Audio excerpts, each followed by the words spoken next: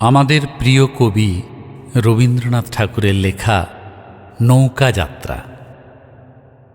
মধুমাঝির ওই যে নৌকোখানা বাঁধা আছে রাজগঞ্জের ঘাটে, কারো কোনো কাজই লাগছে না তো, বোঝাই করা আছে কেবল পাটে।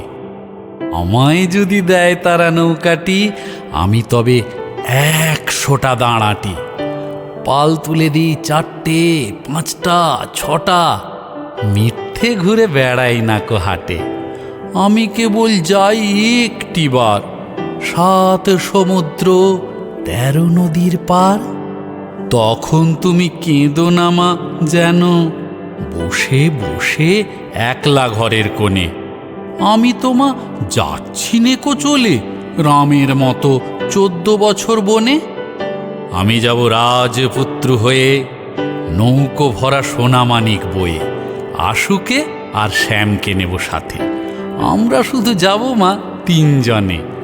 আমি কেবল যাব একটিবার, 7 সমুদ্র 13 নদীর পার।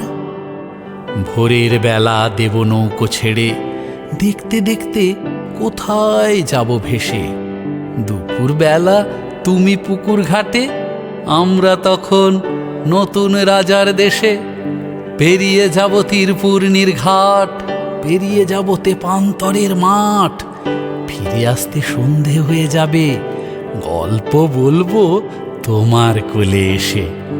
আমি কেবল যাব একটিবার, 7 সমুদ্র 13 নদীর পার।